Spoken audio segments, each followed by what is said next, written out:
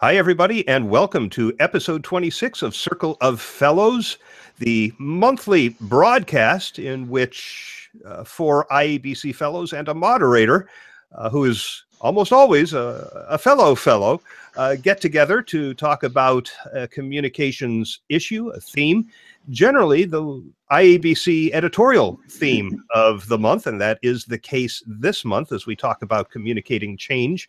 I'm Shel Holtz. I manage the For Immediate Release podcast network. And by the way, this will be available as a video as well as a podcast, audio, on the FIR podcast network within a short time after the recording is done.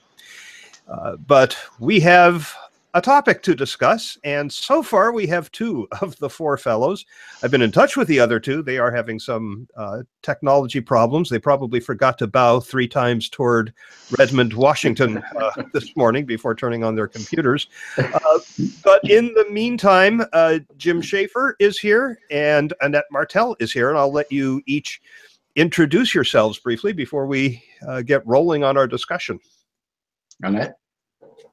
Well, thank you very much. It's great to be part of this panel, and I'm pleased to be in such great company with Shel and with Mr. Schaefer and with Priya and Jim. So this is a great honor, and I'm really excited about the topic of change management. Given the roles that I've had the opportunity to play within the communication space, I was often brought in when there was a very significant change or transformation underway. And as I reflected on getting ready for today's webinar, I was reminded that I often came in when it was a new CEO or a major change in the leadership team. So we're thinking mega mergers, we're talking rebranding, governance reviews, setting up a new entire different communication department, and then also serving with IABC as the world chair when it was going through some major transitions and times of change in 2002, 2003. So as I think about all of that, that sort of explains my shift into concentrating on that change management space. So I'm really excited to be here today. And I have to say that as we were getting ready for today's webinar, I was reminded of Gord Downie, who's a very famous musician here in Canada. He unfortunately passed away yesterday. And one of his most famous songs, which I've just heard over and over again in the last few hours, is "We Are Ahead by a Century." And we are ahead by a century, I think, as communicators. We have unique vantage points. We have relationships and links to the senior-most levels of leadership in the organization. So I'm reminded of being ahead by a century and perhaps talking today about how do we maintain that edge and how do we maintain that vantage point. So I'm thrilled to be here. Great, thank Excellent. you. Jim? This is Jim. Jim and Annette, you can call me Jim. It's not Mr. You just put a couple of years on me right there. Okay. But thank you anyway. I'm Jim Schaefer. I started out my communication career as a gubernatorial press secretary, and then headed corporate communications in a couple of organizations in Chicago. For 20 years, I was with Towers Perrin, now Willis Watson, and led the change management, was one of the architects of the change management practice there. So I've been practicing in the area of change management, managing change of all sorts, largely large-scale organizational change for a number of years. After 20 years with Towers, I then started my own firm, the Jim Schaefer Group, and I still specialize in strategy execution with a huge focus on both small and large-scale changes. You know, it could be a distribution center or a pilot operation in an organization or the company itself. So most of my focus is on managing change to try to improve results and performance. And Priya, you are with us, which is fantastic. Well, Hi. I hope you can you hear me, Shel? I can hear you fine. That's great. You look and well, sound just I'm fine. glad to join you today from Toronto, Canada, just like Annette. And I am president of Inner Strength Communication, but the story of my entire career has been working with corporations that are going through large transformational changes, whether it was being part of the HP Compaq integration team during that big technology merger, or working with retailers who are really looking at acquisitions and divestitures and reorgs. I often joke around that sometimes I feel like I'm the reorg queen.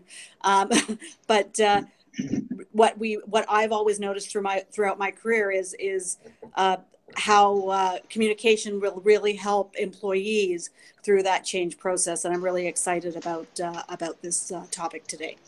Excellent. And I know Jim Lukashevsky is working on getting into the Hangout, and with luck, he will be able to join us at some point. I do want to let everybody know that you are able to ask questions of the panel by sending a tweet with the hashtag COF26. That's Circle of Fellows episode number 26, COF26.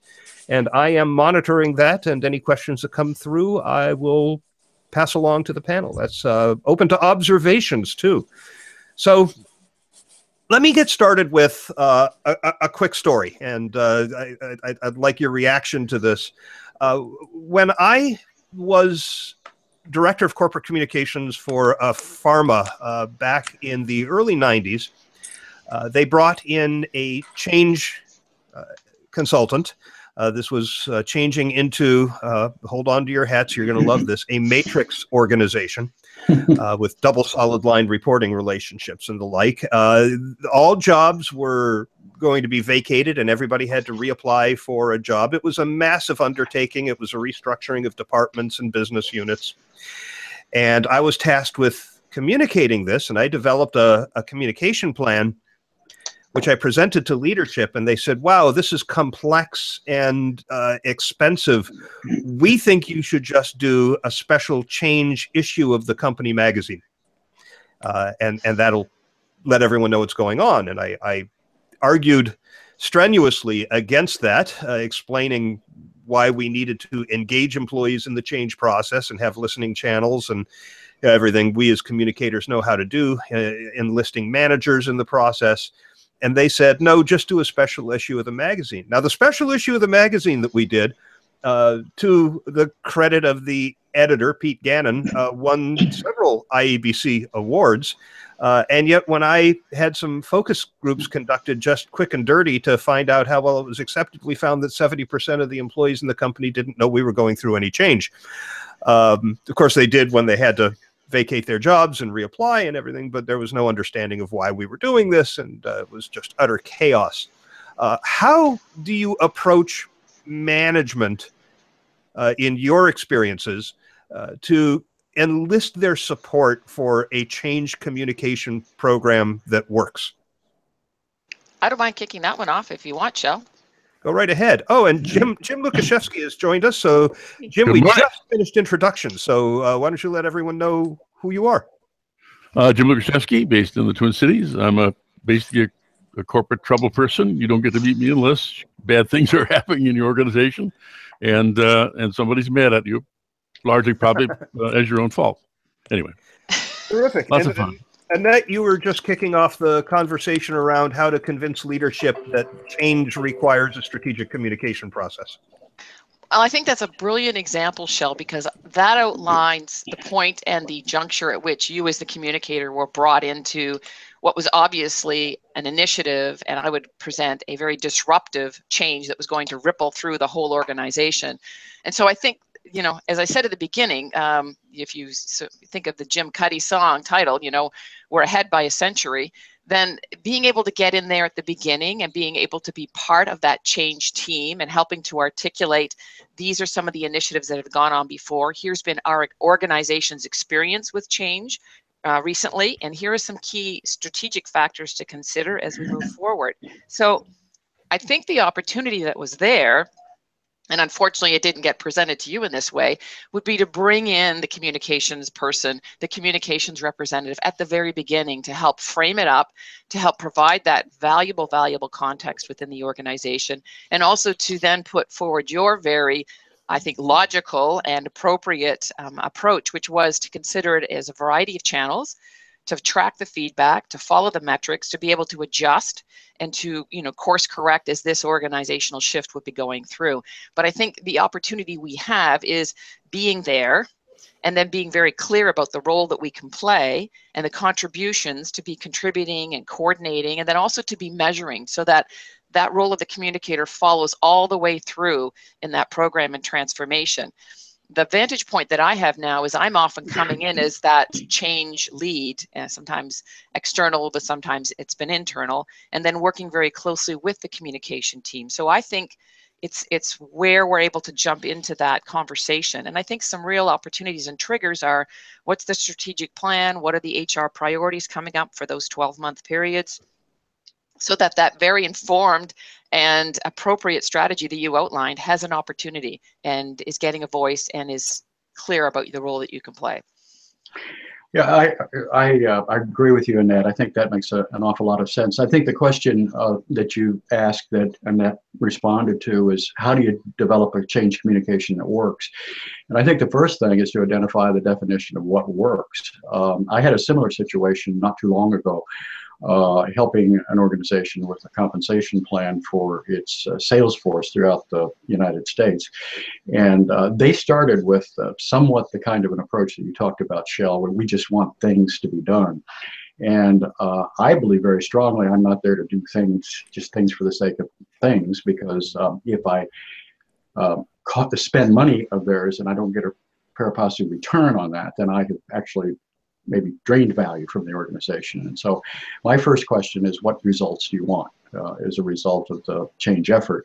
And we'll have that kind of a conversation, and that raised the point about making it measurable. I completely agree with that.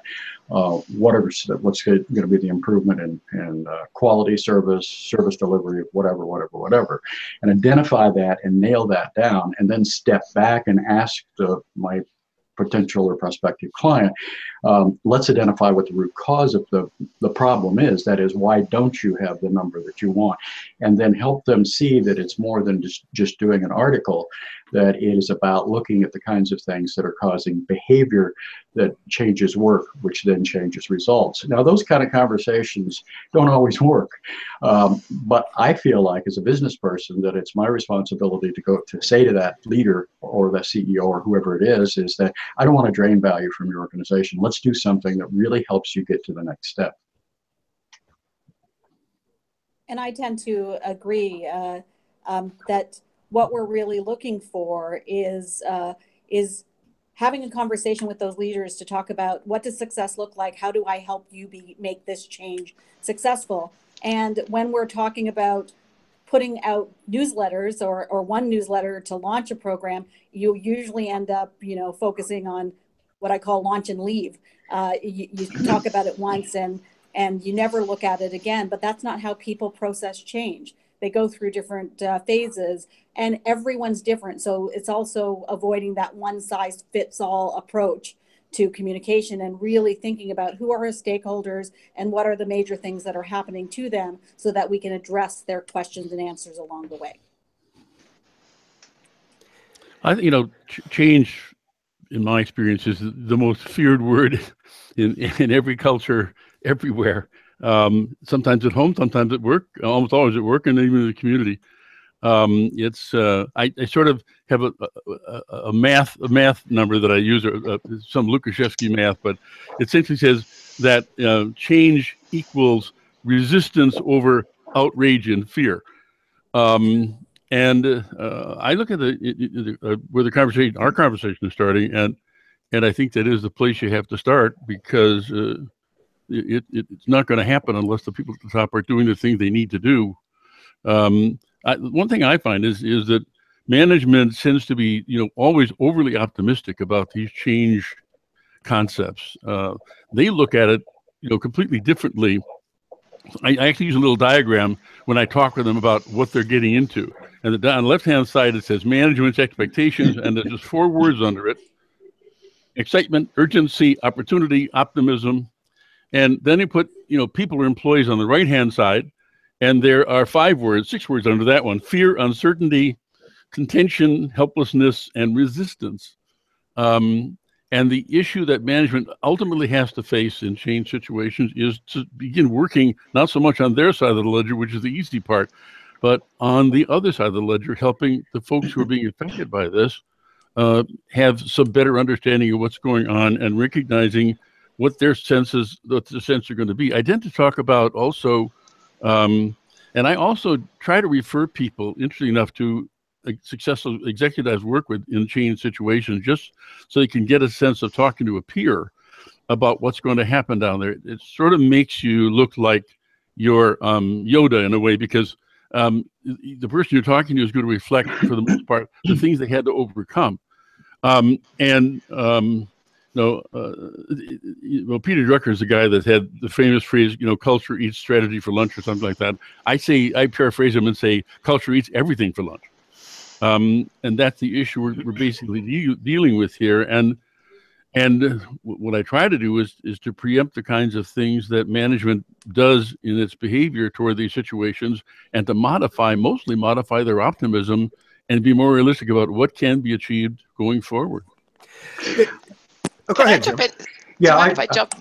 Go ahead, Annette. Sorry to jump in, but I'm thinking through what you're describing, Shell, and it seems like it's a missed opportunity. They didn't understand your role. They didn't realize what you could be bringing to the table. Jim Lukachowski talked about the culture, the strategic priorities, the organization's history with change, the leadership, the channels. Like, there were so many things that you could have brought to the table. And I think that role clarity is really important. And sometimes it's like, get it done, let's move fast, let's make things happen.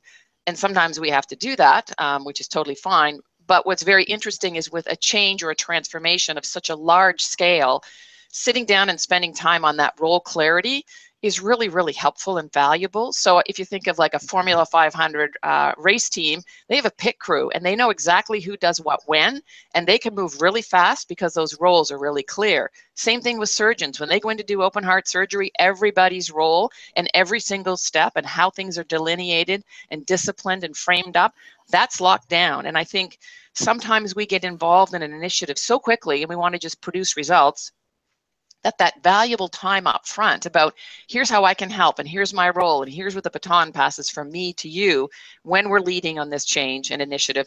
Those are extremely, extremely valuable exercises and clarifications to spend time with.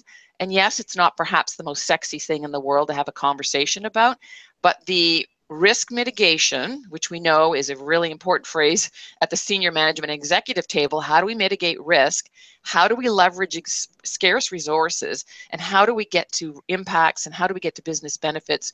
As Jim Schaefer outlined, I think those are really, really important. So as the communicator, what's the role? Clarifying that, but also the other folks at the table. You mentioned HR.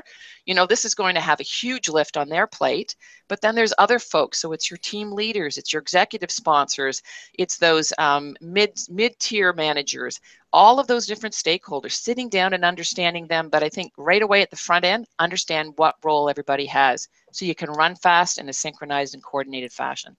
Yeah, I agree. And I agree with Jim. Jim, one of the things you were talking about there is the fear that goes with, we call this change, but really what we're trying to do is improve the performance of our organizations, whatever they may be.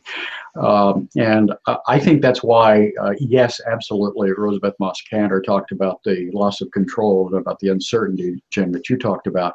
I think there's another piece of that, and that's what I call what's in it for me. And that is, why are we doing this? How am I going to benefit? It's the biggest piece. I agree. And it really moves us into a conversation of involvement and getting people involved in the overall performance improvement process, rather than this is something that's going to be done to us.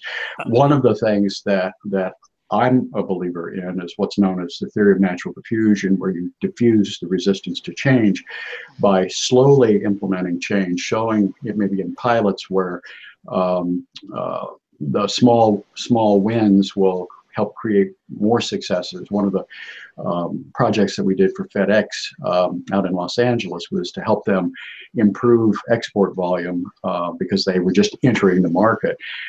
In about a 4-month period, they improved it by $6 million and had a 1,447% return. They then took that and moved it to 5 other locations in the United States and then eventually corporately. So my point here is that I would get the people who are going to have to live with the change, make the improvements, and get them involved in the process. And that'll make it far easier than trying to write an article or all the other things that they tried to impose on you, Shell. And you knowingly knew that was not the right way to go. Right. And in my defense, I will point out that I was new at the company and they didn't know me and trust me yet. But Jim, you both raised an issue that I always find interesting, and that's the notion of resistance to change. And I've always found that to be a fascinating topic because I think it's absolutely not true. I think people love change. Otherwise, they wouldn't change their fashion, they wouldn't change their hairstyle or their house or their vacation spot or their spouse or whatever it is that they change. I think fear of the unknown is absolutely one thing that leads people to resist, not knowing what's in it for them and why they should tag along. But I think there are other reasons that people resist. For example, there may be a fundamental belief that this is the wrong thing to do. It may be a worry that there's not going to be a place for me in the new structure. There are probably 20 good reasons that you can identify that people are resisting. And don't you have to figure out what those are in your population if you're going to address those? Yeah, go ahead, Jim. Yeah. I can say, the patterns are so similar in change among populations that, there's a guy named Price Pritchard who's from Texas. He's got a firm, and he's just really interesting. He actually wrote a book on, well, he's written 29 books, but on resistance. He divides resistance, or he divides essentially response to change into 3 categories of behavior. The first category is 20%, 1 in 5. He says are change-friendly people. Just by definition, it's sort of the American way. 30% are change resistors. Because they're for the questions you mentioned and other reasons, just the uncertainty, the fear, the doubt, the skepticism, and also their experience with past change. The third group, the 50%, he calls fence sitters. They're just kind of watching what's happening, and then they're ready to drop in the direction of whoever's going to win the circumstance, it seems to me. And in my experience, this is really pretty typical. The resistance is hard to overcome, and they have serious decisions to make about what's going on that are affected by what management actually does and leadership does. In paying attention, as has been mentioned earlier, to the needs and concerns and fears of these individuals whose lives they're changing. I tend to look at it from essentially the pattern of errors that management tends to make, and talk about those things as and you can recognize this because these errors these mistakes are so common. This notion of we got to get it done by a certain amount of time. I think. I'm a believer in, I think Jim and I are on the same wavelength here, of incremental progress. Let's take it a step at a time instead of saying it's got to be done by April 30th. The truth is it's going to get done when it gets done, if it ever gets done. Management has wonderful definitions of change that are all positive and exciting. And the change definition from employees is, this is just another disruption during a time we're trying to determine and understand what the last change was supposed to be, which we haven't figured out yet. So, incremental change is a process or a part of the lexicon that I like to have management using as they talk about these things to do this. I don't know if it diffuses fear, but at least it reduces the tendency for the angry people to coagulate, so to speak.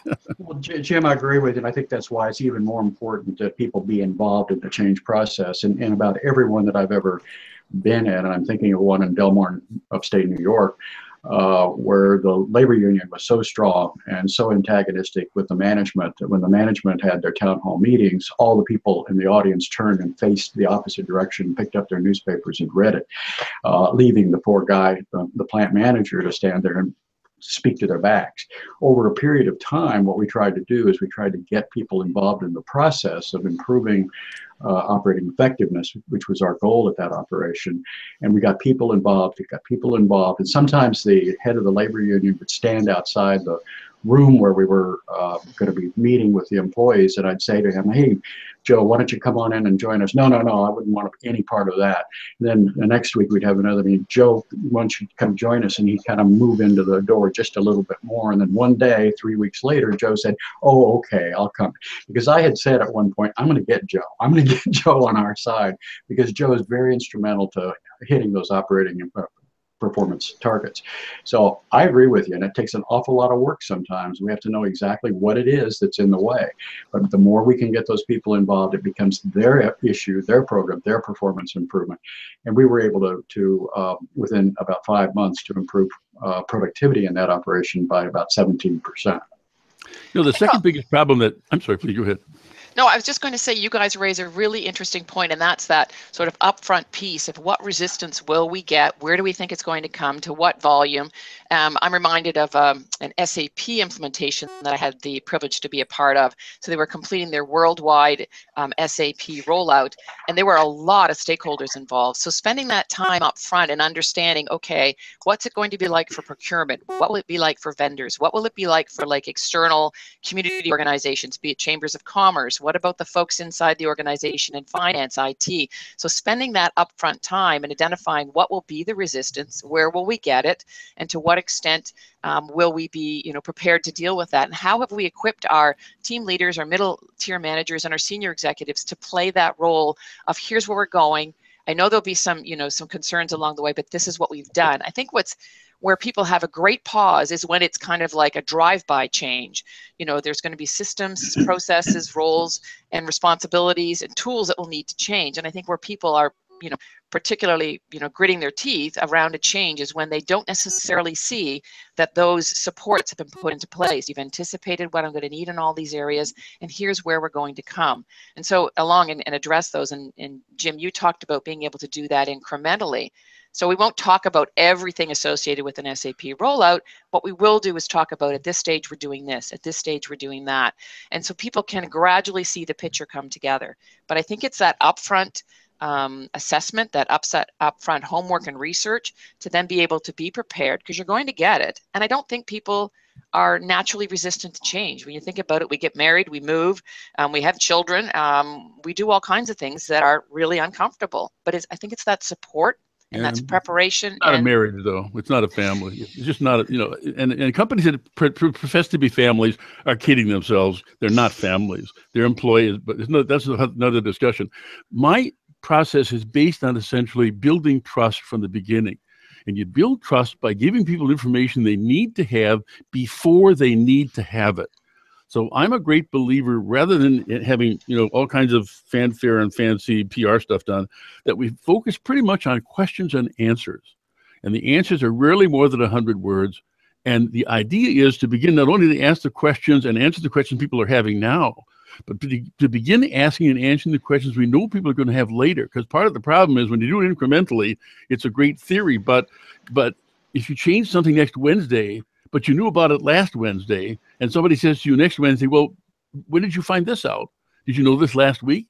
You really have to set up a process where you're anticipating the questions and people are understanding that they're learning things and they're interested when they come along, but that we've been talking about them all along through this question and answer process. And I'd like to hear from Priya on that.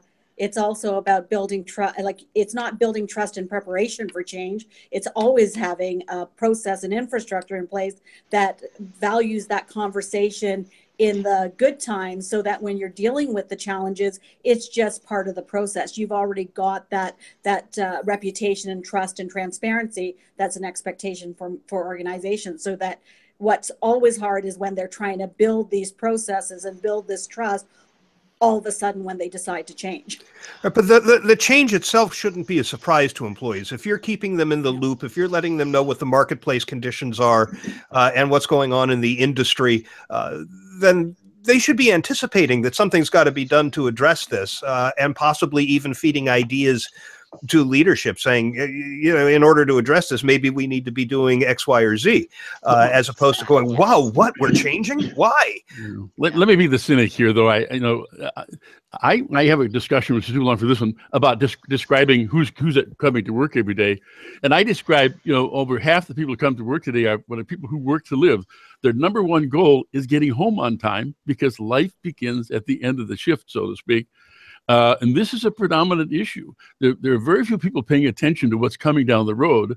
They're hardly absorbing what's going on because they want to go home so badly.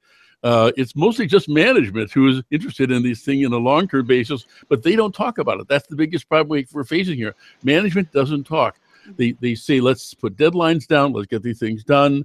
They take on this sort of the circumstance that, if you're not helping me on this, you're not with me on this. And this is a feeling that's easily felt. And they also, my favorite phrase is, I'm going to only say this once. Well, right. I I'm going to push back on you, Jim, on that. I'm going to push back because I think the challenge we have. Sorry. Who let the dog out? Good dog. Good dog. Good dog. Not my dog. Mine is outside. The challenge we have, Jim, I think you were going. Did we lose? Did we lose? And I think Annette's on mute for some reason, but that's because of the dog, of course. it's a dog. I was just going to say that I think that there are absolutely employees who want to come in and do their job and do it well and then go home, and they don't want to be fully invested in the organization. But I think everybody wants to be part of something. Everybody wants to see a purpose in what they're doing and to be part of that. And even those who are maybe less interested in being the fully engaged employee who gives discretionary effort and stays late, I still think they'd rather be part of something than not be part of something. And if they can feel like they're part of the change that's not only going to make the company better, but will also make their own lives better, improve their own efficiencies, give them greater opportunities for success, things like that, then they're going to want to come along. I mean, isn't that the challenge in change, is to inspire employees to want to be part of this journey to get to this place that we envision at the conclusion of the process? I think you're absolutely right. And I think that a lot of us are working in the area right now of helping to improve and create purposeful organizations where there's a strong correlation between and relationship between the employee and the customer. I think it's a logical, rational relationship that occurs and can occur in every organization. Number one, employees want to do good things for customers. Customers want the employees to do good things for them. That's a natural marriage. What happens, though, is that friction in our organization starts to break that and push against people coming together, like mixed messages. I say one thing, but I do something else, like lack of information. I didn't get the information so that I could get the product to the customer on time. Inaccurate information. We scheduled it poorly, and the customer didn't get what they wanted in terms of quality, and slow-moving information. So those are communication breakdowns, all four of those right there, that are throwing friction in the way between the employees and the customer coming together. The communication practitioners, I think, have an incredible role of helping to eliminate that friction by eliminating the communication breakdowns, creating a sense of urgency that we need to hit targets like we've never hit before, and doing it this way is the way we've always done it isn't going to hit those new targets. Coaching leaders, aligning systems are all big roles that communication can play in an overarching performance improvement process, whether it's introducing Lean Six Sigma or going through a merger, acquisition, or divestiture, or whatever it may be. Yeah, before we continue, I just want to I just want to point out that we do have a question from somebody who's watching live, and since we're about a half hour in, I want to remind people and let those who have joined us late know that you can submit questions using the hashtag on Twitter, COF26. That's for Circle of Friends episode 26, so COF26. Ask your questions, and I'll pose them, as I am about to do with a question from Brian Kilgore, who is a regular viewer of the show. And I think he makes a great point here. He says, the best question that you'll get from employees is, when will I know whether or not I'm getting fired? And this gets to the bottom of Maslow's hierarchy, doesn't it? The main thing I need to do is eat and be sheltered. And if that's a question, and by the way, I have been through the McKinsey overhead value analysis process, and that was a question that lingered in everybody's minds for 9 months. They knew that was at the end of the process, but they didn't know who was going to get selected for that, and it paralyzed the organization. That is something that you have to address fairly early in the process. I don't mind. Wouldn't you agree? That one? Yeah, go right ahead. And I think Brian has hit the nail on the head, and that's the granularity of what's in it for me. What does this mean to me? And those are very, very important messages that we talked about roles at the very beginning. And I think we as communicators the folks in human resources, as well as perhaps a change lead, internal or external, helping to define what are those answers, what will be those concrete responses to people, because it all starts with, looking after my needs, my role, and my position. And so I think being very candid about those questions at the very beginning, and then presenting back, answers as you have those. And sometimes those answers are not deliberate or concrete. Sometimes those are answers that are formed and shaped as They the almost project never are. evolves.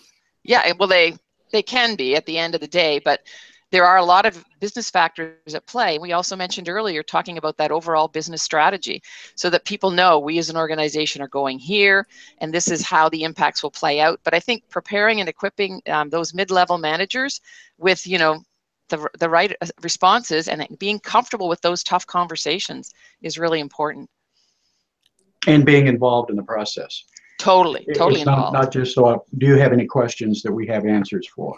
Yeah. This is how can we better respond? How do we get our on-time delivery to 75% instead of 30%, whether it's a small or a large performance improvement? So it's got to be something that people, again, I emphasize so much, the need for involvement, the need for collegial decision-making in this process. Exactly. One of the roles. Oh, go ahead, Commitment, Priya. of the timelines that we're going to be sharing. When are you going to receive information? How often are we going to be giving you updates? And keeping that conversation going throughout the process. I always, especially from a reorg perspective, really emphasized to the leaders that we needed a clear beginning and a clear end. And The that problem with beginning all was this what is was that happening and when was it happening. And at the end of it, it was what are we doing now that the changes have happened? Where do we go from here? I just, this is not the way it works. To me, the manager's responsibility is to repeat, restate, reorganize, reiterate, Interpret. time again, because people aren't listening. People are, the notion when someone says, "What's in it for me?" or "Am I going to be here at the end of the day?" that person is a victim of the process, and victims don't pay attention well. They don't follow plans well. And if there's one thing bosses hate to do, is to repeat themselves. They think if you're going to be smart enough to be here, you should be smart enough to get it on the first pitch.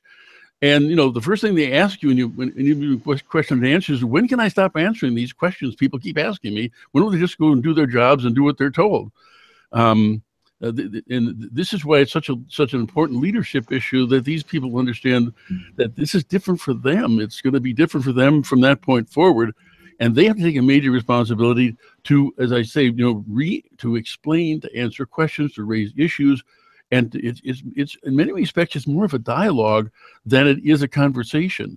And it's the boss's responsibility and the senior leader's responsibility, which you have talked about here, to get the messages straight and keep reiterating what they are, so you can catch people when they're listening in those rare occasions. Yeah, Jim, I think I agree partly with what you say. I think that there's another piece of this, and that is that in a conversation, we both need to listen to each other. And I think you're painting a picture of an organization that's very top down, and I totally agree. We still have many of those. I've worked in the GMs, and I've worked in some of the others that were like that at one time. But I think what we're starting to see now is that, in fact, we're helping to make that happen. It's not about you asking me questions. It's about me asking you questions, because I signal what's important to my organization and my team by the questions that I ask. Irv Hockaday, who was at Hallmark Cards, and I were presenting to a bunch of Hallmarkers, as they're referred to. And he asked, after his brief 15 to 20 minute presentation, he said, can we have some questions? And the moderator said, of course. And Irv said, well, my first question is what can I do to make you the absolute best you can be?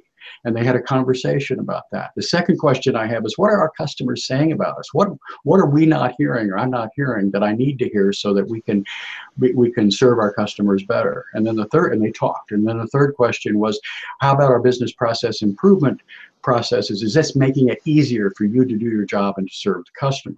So right there, three questions said that you're important, the customers are important, and the process.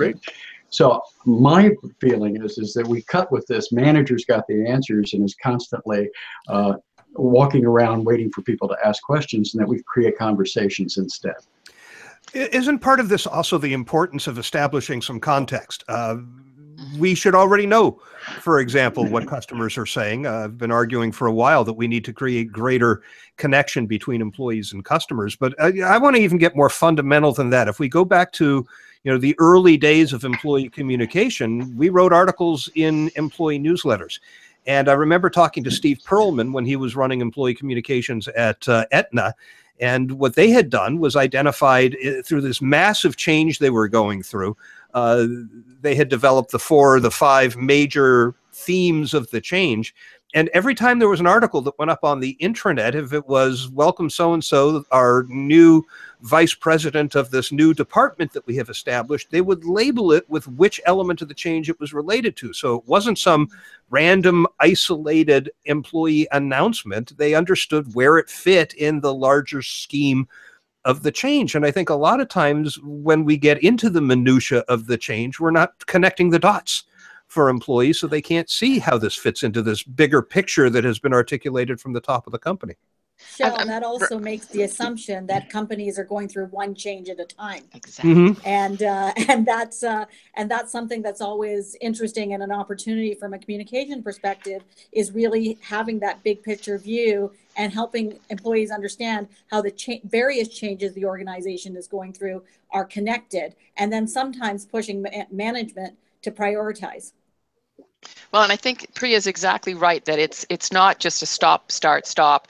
It is a continuum. Changes are constant. I've had the opportunity to interview successful change agents, CEOs who've led large-scale changes. So I'm thinking of like our CICA, the equivalent of the CPA in the US, Porter Airlines, the Canadian Association for Mental Health here in Toronto. But every single time they say, my whole leadership agenda, it's all change. And I'm thinking also of the CEO Genome Project that the Harvard Business Review recently wrote about. They talked about the 4 key traits of a high-performing CEO. And everything to me just sort of bridges to how do you lead change? How do you transform an organization? I think the 4 were act decisively, quickly, convincingly, engaging with your key stakeholders, being adaptable, being able to quickly adjust, and also being really reliable for delivery. So, that speaks to a change agenda. That muscle will be used every single day. And I reminded of the previous Circle of Fellows where you talked about how do we build up the skills and the muscles with our managers about helping to coach and mentor people through transitions, because we're going to continually do this. This is not just a one-off. So I think it's how do we help build that, and how do we help contribute to that more resiliency within the leadership, within the enterprise, and also across all the management ranks as well. And the final note I'll leave on is I'm also reminded of what you talked about, Shell, at the very beginning, which was that it was a pharma example where you were brought to the table and asked to present a deliverable. I think that was a huge missed opportunity. You were able to point out where are the points and where were the places and junctures and conversations already underway about the strategy, the organization, and where they're going, where exactly these kinds of messages and supports could be appropriate, they could be timed, and they could be relevant to the audience. Yeah, Annette, I agree. I think one of the things our conversation here is changing a little bit over the half hour, 40 minutes that we've been together. We started out and we were talking about events, whether it was newsletters or question and answer sessions or whatever it is. And I completely agree that this is continuously improving every day. It's not just about change. It's a process. It's not a series of events. A lot of what we're doing and a lot of what communication practitioners can do is help build or reinforce continuous improvement processes in organizations so that we don't have this time where, why didn't we know that? Well, we have a huddle every day for 10 minutes, whatever company you're in. We are up to date. We know exactly what's going on. We know exactly what the on-time delivery requirements are. We know exactly where we are. We have a project in place to improve that on-time delivery, et cetera, et cetera. So I think we're in a different world today than we were about 10, 15 years ago. Every place I go, there's all kinds of stuff all over the place where people are trying to improve the organization. It's not just about the events like it used to be. Well, I think there's also an element of change that we're seeing today that is being driven by technology. For example, yes. I just read an article that proposed the idea, and it was in an academic journal, and I'll share a link in the show notes. I just read this within the last day or two. But he noted, for example, if you look at the automotive industry, they're 4 or 5 years away from autonomous vehicles. They're also being heavily impacted by rideshare services like Uber and Lyft, where people are paging a Lyft rather than buying a car. These are changes that they have to cope with. And rather than establish some grand vision at the executive level of the organization, they're proposing that the change is driven at the team level, Yes. with the leadership orchestrating the various teams so that there's harmony and people in one team know what the other is doing. And you know, they use the orchestra metaphor, saying it's not perfect because there's no sheet music, but making sure that all the notes are being played correctly in the right order and that everybody's tuned up, essentially is the point they were making. But these kinds of changes, he also pointed to the telecommunications industry. 1 in 2 people who own a smartphone think smartphones will be obsolete by 2020. So what are the manufacturers of smartphones doing about that? And, you know, I think this is the level at which the leadership turns to the employees in their various teams and says, innovate, come up with solutions to this. We have to change if we're going to stay in business under these conditions. Yeah. And I think what's brilliant about that, Shell, is the era of a celebrity, charismatic CEO who perhaps that's more personality driven. That I would present is fading less, and according to the CEO Genome Project, that would validate that. It's now like, how can you collaborate? How can you bring business value as quickly as possible to the market? How can we shave out unnecessary processes? So it's more of that collaborative back and forth conversation, and people need to be comfortable, equipped, and good at it, and be able to compress the time frame within which they're doing it in order to be successful, which I think is highly encouraging and a great opportunity for us. And think what GE's been doing under Jeff Immelt, doing exactly that, totally changing the organization from compared to what it was with Jack Welch. In addition to turning the change process over to teams where the work is done, there's also, you know, we've talked about the role of the manager and called that into question at some level, but organizations also have influence networks of employees. I was at a session at the World Conference in DC in June where a speaker articulated 7 different types of influence networks. I always like things simple. So I talk about there being a communication network. Who do you go to when you need to find out what's going on? A trust network. Who do you go to when you find out if you should believe what you're being told? And a how-to network, right? Who do you go to figure out how to do something? And if we can map those, wouldn't they have a role to play in facilitating the process of change? Exactly. Sure. Yeah. And what you described, Shell, within a change circle would be often described as a change network and change ambassadors. And I think, as we talked about earlier, it's being prescriptive and specific about what you're looking for from those people, and planning out ahead how they can contribute, what you will provide to them for supports, but they have an immeasurable amount of influence and contact and the credibility.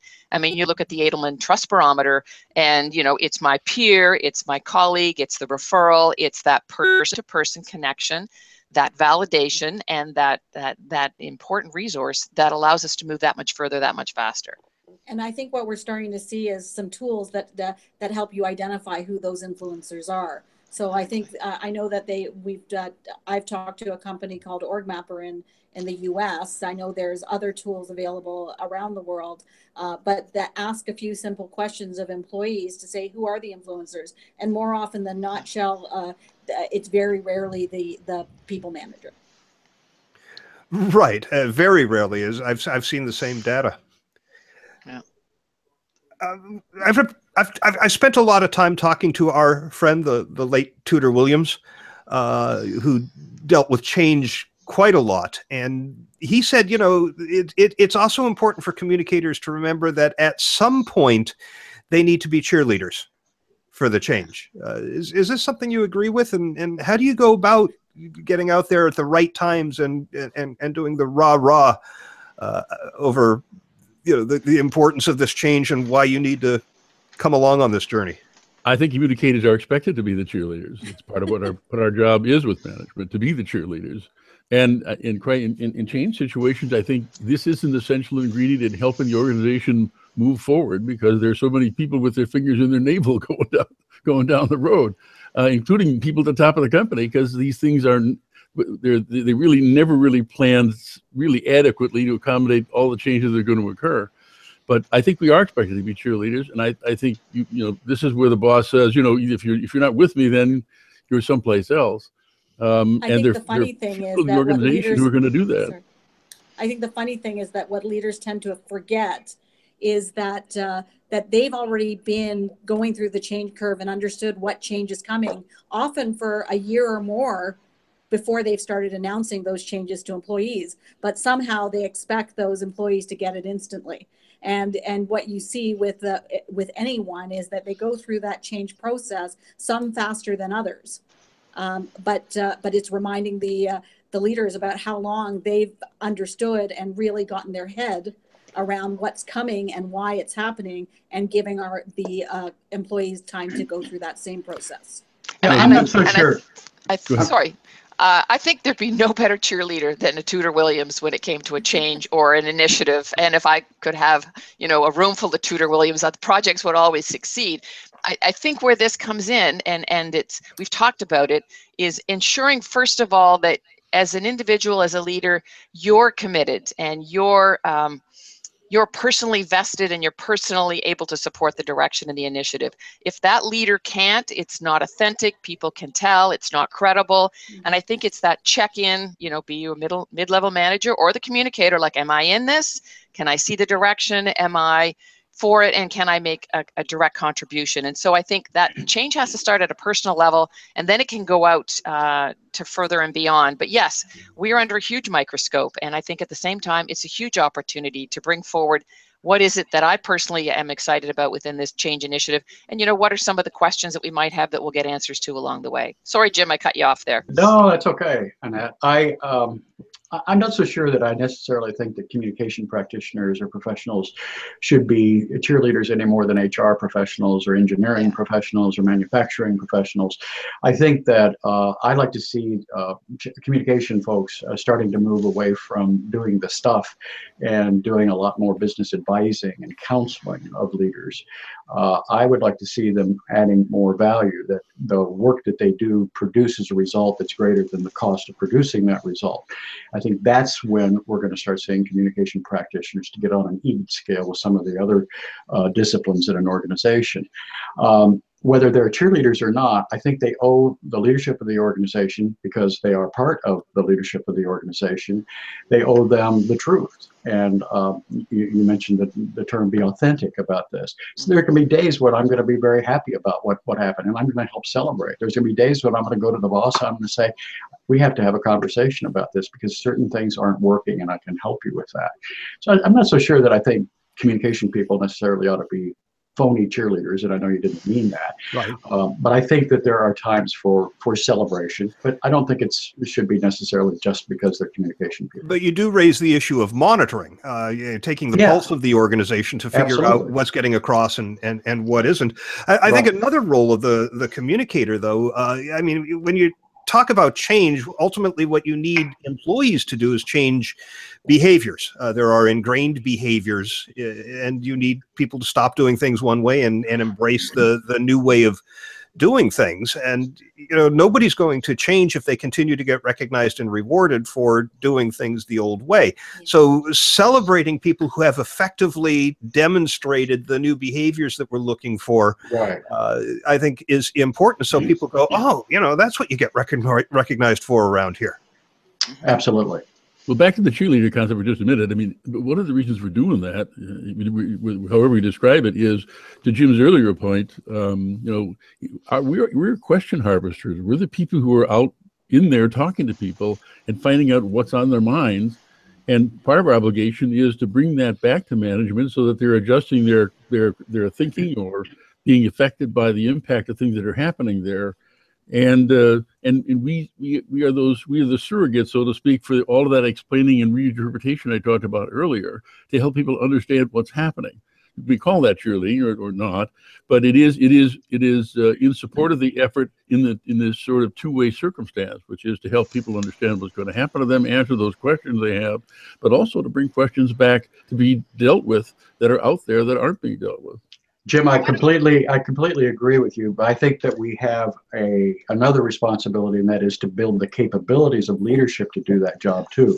Communication people can listen just like anybody else and then pass the information on, but to build the capability of the leadership to do that job is a more important job because it's going to add more value to the enterprise. Right. Yeah. And I guess if we reframe the cheerleading metaphor, we say we'd like to be those who are helping to craft the playbook and ensuring that the game strategy gets executed well. So we know how we're doing at the end of the day. Right. Yeah, Tudor's son Ryan likes to say the communication doesn't actually change anything, but it creates the conditions that allow for change. One of the conditions that Tudor always used to talk about when he and I were working together on a project is the idea of unfreezing and refreezing the organization. That if you're going to give people permission to try to do things differently, and there's a set way of doing things, and you know, my favorite definition of culture is always the way things get done around here. Right. You have to have a means of getting out to people and saying it's very malleable right now, and we're open to experimentation, and we're open to trying new things. And once you've gotten to the point where you want to be, then you say, okay, now this is the way things are going to be for, you know, until the next time. Until tomorrow morning. That's right, undoubtedly. I don't think it's going to be unfreeze and refreeze. I think it's going to be, it is refreeze, refreeze, refreeze, Right. refreeze. Yeah, and I think that was the point of the academic piece that I read about pushing this down to the level where the work is done, because these changes are now coming so frequently. I mean, I think it's always been the case, but with technology the way it is today, you know, if an automaker has to account for ride sharing and autonomous vehicles today, what are they going to have to account for in 1 year that they haven't even seen yet? Well, we're nearing the end of our hour. So what I'd like to do is go around the horn and have each of you just share you know, very focused on the role of the communicator, your key piece of advice or your key takeaway that you would want to leave people with around communicating for change. And I deliberately, by the way, threw in the title of Roger Dupree's book there because it was so influential to me early in my career. But in any case, your one key takeaway, Annette? I would say that I opened by saying, you know, the Gord Downie song, "We're Ahead by a Century." I think we as communicators, we have a unique vantage point, and we have lots we can contribute. And I think of that example that you gave, Shell, at the very top of the webinar of, you know, being asked for a deliverable as opposed to being invited into a role and make that contribution. And I think we as communicators, that gap is really important, that we stay ahead. And I think the way we stay ahead is you know, to be there and be clear about our role, to be constantly contributing and coordinating so that we're stitching and knitting the pieces together for the various stakeholders. And then I think it's, you know, to be constantly measuring. Jim Schaefer, you're next on my. Yeah, I talked a little bit about this, about becoming the business advisor. When I was speaking at the World Conference, one of the things that I noticed that during the conversation about how to become a business advisor that produces measurable value and results is that the conversation from the people in the audience continued to go to the activity, the focus. What are the things we're going to do? What are the things we're going to do? And I kept trying to point out to them, no, we start with the results we're trying to create. One of the things that I would like to see more communication practitioners focus on is get off of the activity focus and start thinking about, what am I going to change? And what's it going to cost to make that change? Is there an acceptable return on investment for doing that?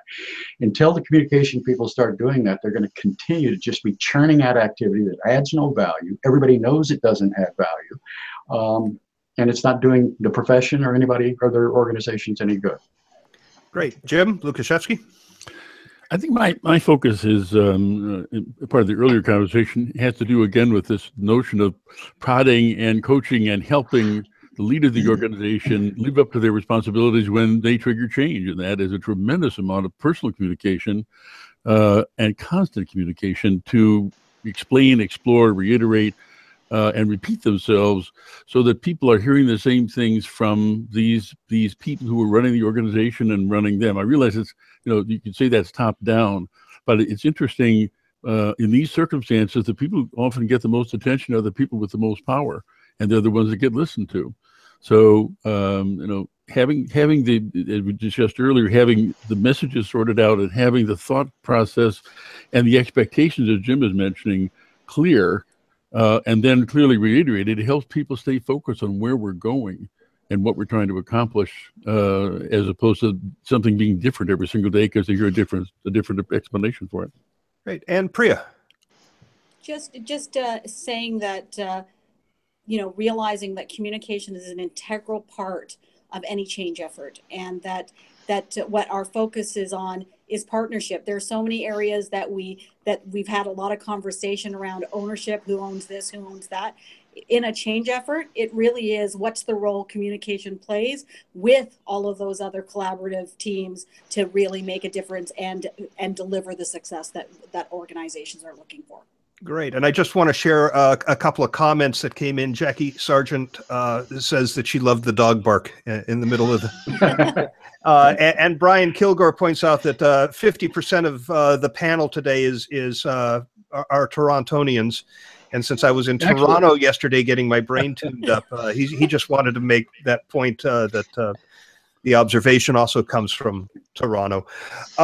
I want to let everyone know that the next Circle of Fellows will be on Thursday, November the 16th at noon Eastern Time. The topic is the convergence of communication disciplines, something that I am very interested in. In fact, I wrote an article about this for the NASDAQ blog, and I'm familiar with NASDAQ research as well as research coming out of the Annenberg School at USC that suggests this is absolutely happening. PR is converging with marketing, and employee communications is adopting more marketing approaches. In fact, some internal communications functions are now reporting into marketing. So I think that'll be a fascinating conversation. Priya, you will be back for that one, and Jim, you will too, Jim Schaefer, along with Kelly Garrett and Tamara Gillis. So again, that will be on Thursday, November 16th at noon Eastern. And as ever, I want to thank Anna Willie for her behind-the-scenes Herculean efforts in coordinating all of this so that the five of us can just show up and do it. And listeners, thank you for sticking with us, and thank you for your questions and your comments. And that'll be it for Circle of Fellows until the November 16th episode. Thanks for tuning in. Thank you, Shell. Thank you, Thanks, Cheryl. Al.